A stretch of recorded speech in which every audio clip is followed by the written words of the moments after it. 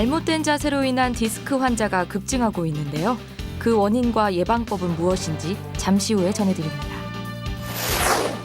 담뱃값 인상으로 금연을 결심하는 사람들이 많아졌다고 합니다. 흡연자들에게 금연하는 방법 자세히 소개해드립니다. 척추마디가 굳어지는 강직성 척추염. 치료를 제때 하지 않으면 모든 관절이 마비되는 무서운 병인데요. 그 증상과 치료법에 대해 살펴봤습니다. 명사 초대석에서는 우리나라 쌀 육종의 대가 서학수 교수님과 함께 재미있는 벼 이야기를 들려드립니다. 메디컬 뉴스 이슈인 피플 잠시 후에 찾아뵙겠습니다. 최근 스마트폰 사용이 급격히 늘고 잘못된 자세로 컴퓨터를 이용한 작업을 하거나 무리한 운동으로 인한 디스크 환자가 급증하고 있습니다. 건강보험 심사평가원이 최근 5년간 디스크 질환에 대해 분석한 결과 진료 인원은 2009년 약 224만 명에서 지난해 약 271만 명으로 20.8%가 증가했으며 연평균 증가율은 4.8%였습니다. 총 진료비 또한 약 5,967억 원에서 약 7,737억 원으로 5년간 29.7%가 늘었는데 이는 매년 6.7%씩 증가한 셈입니다. 흔히 디스크로 불리는 추간판 탈출증은 척추뼈 마디 사이에서 쿠션같이 완충작용을 해주는 디스크 조직이 밀려나와 발생하는 질환으로 심각한 통증과 함께 일상생활에 많은 불편을 주는 경우가 대부분입니다. 가장 정확한 구분은 CT나 MRI를 찍어봐야 제일 정확하지만은 임상적인 증상으로 이제 구별을 할 때 대개 허리 통증이 갑자기 발생을 하고 나서 여러 가지 쉰다든지 약을 먹는다든지 하는 그런 보존적인 치료를 충분히 취했음에도 불구하고 허리 통증이 계속 2주 이상 가게 되면은 일단 디스크의 질환을 한번 의심을 해봐야 될 것 같습니다. 그 다음에 어떤 신경학적인 증상, 뭐 다리 저림이라든지, 뭐 다리에 힘이 빠진다든지, 또 통증이 전기가 오듯이 찌릿찌릿하다든지 하는 그런 증상들이 있으면 우선은 디스크 질환을 먼저 의심을 해봐야 될 것 같습니다. 30대 이하 연령층에서는 잘못된 자세나 무리한 운동으로 인한 디스크 환자들이 많고 40대 이상 연령층은 노화 현상에 따른 척추의 퇴행성 변화로 인한 환자가 많은 것으로 알려졌습니다. 디스크는 척추 관절 어느 부위에서나 발생할 수 있지만 대부분 목과 허리에서 발생합니다. 특히 잘못된 자세로 인해 발생하는 경우가 많아 스마트폰 사용이 많은 젊은 연령층에서는 목 디스크 발생률이 많이 증가하고 있습니다. 우선 허리가 아프시면 우선 병원을 찾는 것이 우선이 될 것 같고요. 우선 병원에서 통증이 너무 심해서 입원을 할 정도가 아니라고 하면은 우선적으로 약을 좀 드시면서 물리치료를 한 2주간 진행해 보시는 게 좋을 것 같습니다. 그 다음에도 호전이 없을 시에는 MRI나 CT를 촬영해서 디스크에 질환이 있는지를 확인하고 그 디스크가 터진 정도에 따라서 이제 어떤 치료를 하는 게 나을지는 그 전문의와 직접 상담을 해서 결정하는 게 나을 것 같습니다.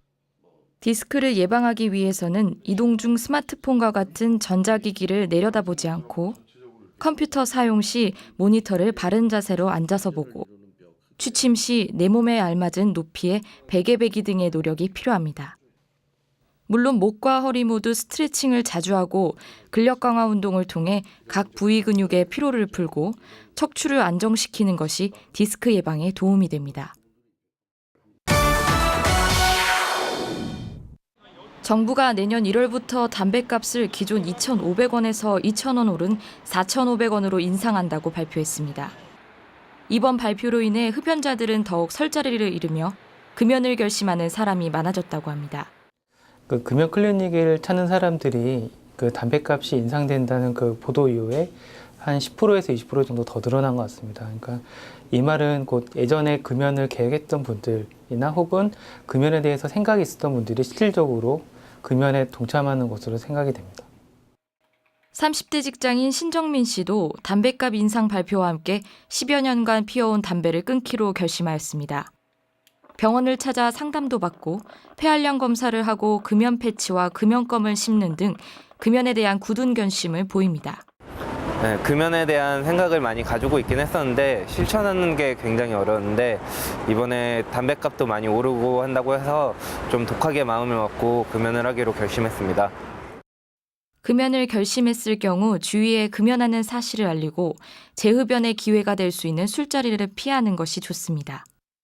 또한 담배를 거절하는 습관을 기르는 것이 도움이 된다고 합니다.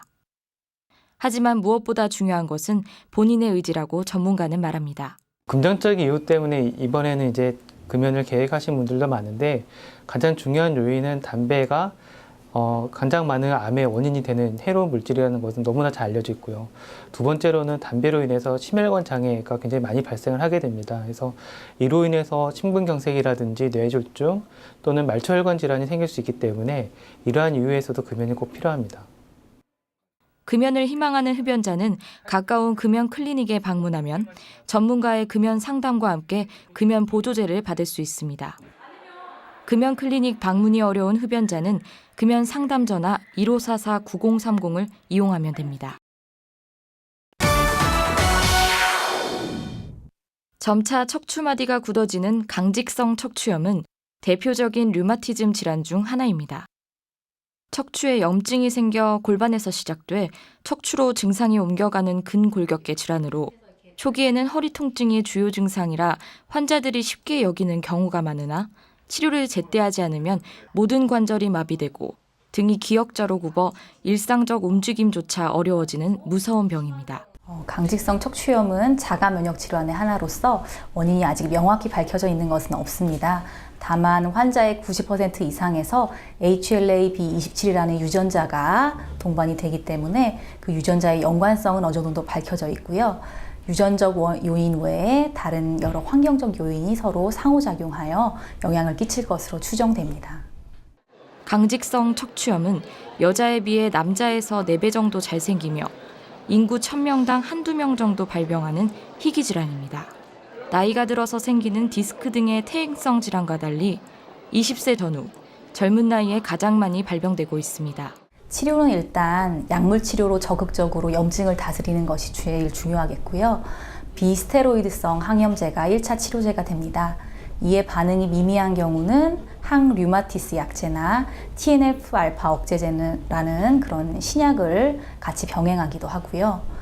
운동요법으로는 스트레칭이나 수영 등이 도움이 되고 이는 환자의 유연성을 유지시키고 강직을 막아주는 데 도움이 되므로 꾸준히 병행하는 것이 좋습니다.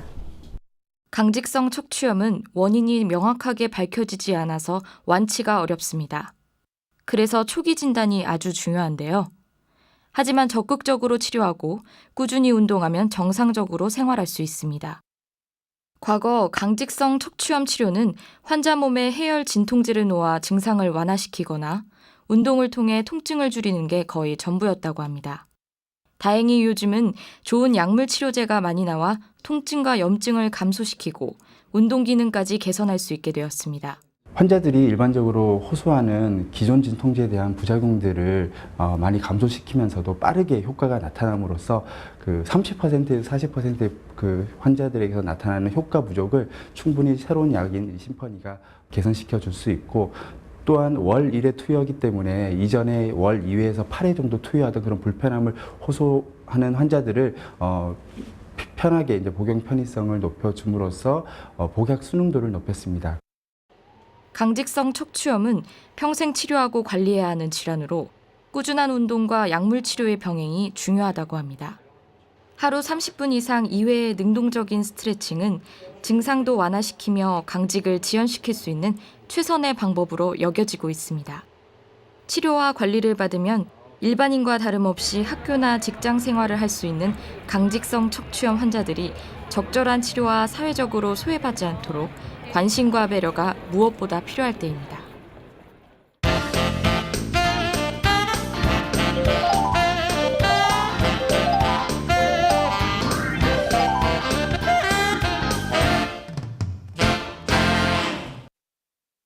평생 벼 연구에만 몰두해온 서학수 교수.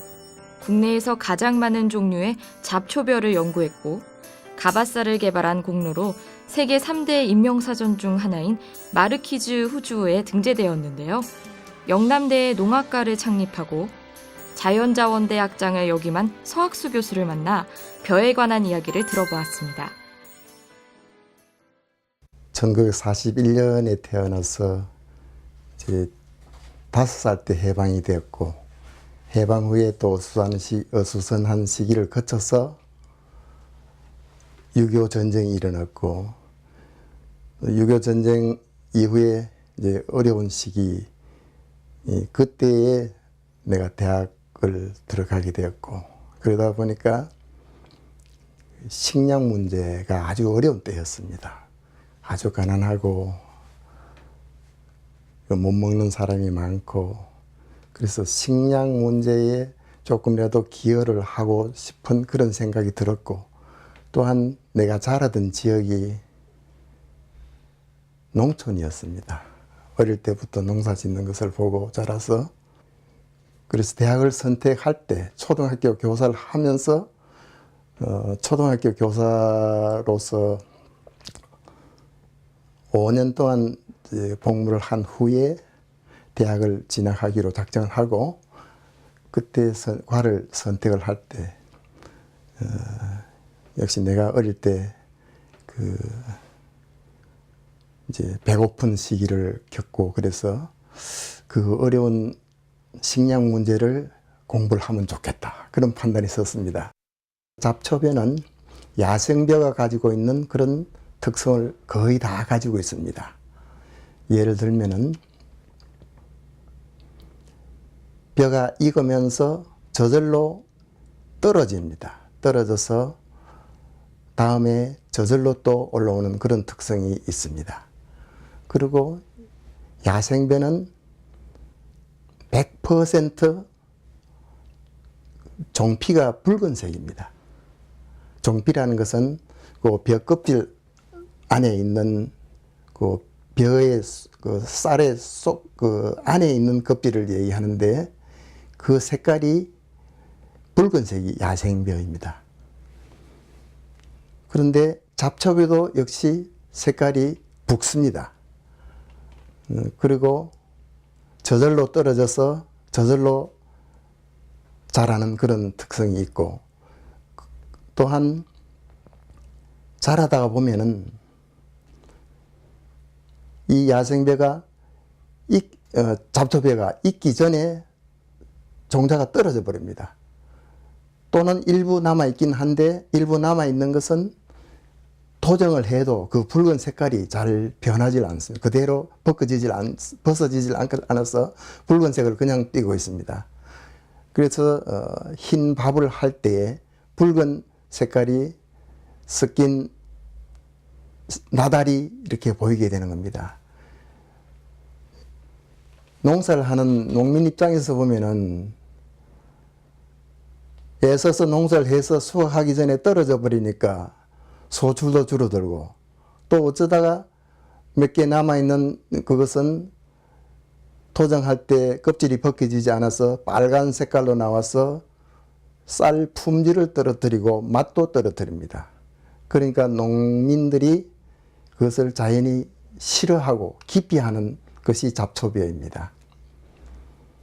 그런데 제가 잡초벼를 연구하기 시작한 것은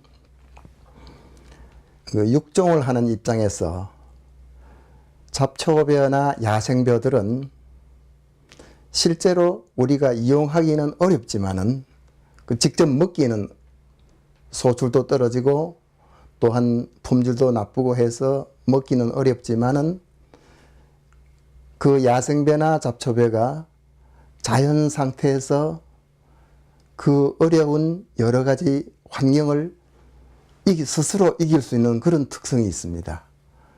예를 들면은 아주 물이 적은 데나, 또는 염분이 많은 데나, 또 비료가 거의 없는 곳이나 그런 척박한 땅에도 잘 자랄 수 있는 것이 야생벼 또한 잡초벼입니다. 그래서 제가 관심을 가지게 된 것은 바로 그러한 나쁜 환경에서 잘 견디는 특성을 가지고 있는 그 특성에 관심을 가지고 잡초벼를 수집을 하고 우선 국내에서부터 수집을 하고 우리 국내에서 수집이 다 끝난 다음에는 세계 각지의 벼를 재배하는 나라 28개 나라를 돌아다니면서 그 잡초벼와 또한 야생벼를 수집을 했습니다. 처음에 그 시작할 때 육종 목표, 우리가 육종학자들은 육종 목표가 있습니다. 그 육종 목표가 조금 전에 말씀드렸듯이 나쁜 환경에 잘 견디고 비료를 적게 줘도 잘 자랄 수 있는 그런 데다가 초점을 뒀고, 또 한 가지는 야생벼가 가지고 있는 그 붉은 색깔을 붉은색과 흰 보통 벼와 교배를 하면 그 후대에서는 붉은 것, 갈색, 흰 것 세 가지가 나옵니다. 그래서 그 갈색의 그 현미를 만들어 보고자 시도를 했었습니다. 그래서 중간에 선발하는 과정에서 환경에 잘 견디는, 그래서 예를 들면 한발 실험도 해봤고, 한발이 잘 견디는 것 특성, 또는 추위에 잘 견디는 특성, 또 그 처음부터 아주 나쁜 조건에서 발화가 잘 되는 특성, 그런 쪽으로 해서 선발을 해서 야생벼나 잡초벼보다는 훨씬 개량된, 그리고 수량도 충분히 나오는 그런 벼를 만들었습니다. 그래서 이제 이 정도면 충분하다 하고, 기존에 재배하지 않던 갈색의 쌀이 만들어졌으니까 이것이면 충분하다 하고, 그 갈색 쌀을, 갈색 현미가 되는 그 쌀을 이제 개발해서 품종 등록을 했던 것이었습니다. 그런데 나중에 개발이 다 된 이후에 그 품종 등록하기 직전에 이 쌀이 어떤 특성을 가지고 있는가, 특히 영양적인 어떤 장점이 혹시라도 있을까 하고 화학적인 분석을 제가 직접 못하니까 그 영양 연구하는 연구실에 부탁을 해서 영양 분석을 했었습니다. 그랬더니만은 그 특정 아미노산 중에서 가바라는 그 성분이 월등히 많다는 것을 확인하게 되었습니다. 그러니까 이것은 애초에 시도하지는 않았었습니다만은 아마도 내가 생각하기로는 이것이 그 모본으로 사용했던 잡초벼에서 그 특성이 옮겨온 것이라고 이렇게 생각을 했습니다. 지금 이제 가바쌀을 연구를 했다고 해서 여러 사람들이 내가 가바쌀 연구한 사람이라고, 개발한 사람이라고 이렇게 알고 있습니다만은, 그 일도 물론 했지만은 이 육종하는 의미에서 보면은 가바쌀을 만든 것은 한계에 불과하고, 사실은 그 잡초벼의 유전 자원이라는 이것은 잡초벼나 야생벼, 또 여러 나라에서 재배되는 재래벼, 개량되지 않은 재래벼, 이런 유전 자원을 수집하는 것이 제 연구의 주 내용이었는데, 이것은 가바쌀과 같은 이런 또한 다른 어떤 기능을 가지고 있는 쌀들을 앞으로 얼마든지 만들 수 있는 그런 자원이 되는 것입니다. 앞으로 후배들이 또 이 수집한 자원을 저는 현재 그 자원들이 몇십 년을 수집을 했습니다마는 전혀 저 생활하고는 아무 관계가 없는 것입니다. 이 수집한 자원들을 농촌진흥청, 또 농촌진흥청 산하의 여러 연구기관, 또 국내 대학에서 총 6개 기관에 약 5,000점의 유전 자원들을 각각 잡초벼와 야생벼를 비롯해서 그런 재래종 벼들을 각각 6기관에 분양을 했습니다. 그 쌀들이 그 종자들이 지금 그 6기관에 다 보존되고 있습니다. 그래서 그것을 활용하면은 앞으로 어떠한 것이 나올지 전혀 예측은 못합니다만은 수없이 많은 기능성 쌀이라든지 또는 환경에 적응하는 쌀이라든지 예를 들면 간척지에 재배할 수 있는 쌀이라든지 또한 가뭄에 잘 견디는 쌀이라든지 추위에 잘 견디는 쌀이라든지 그런 것을 만들 가능성이 있습니다.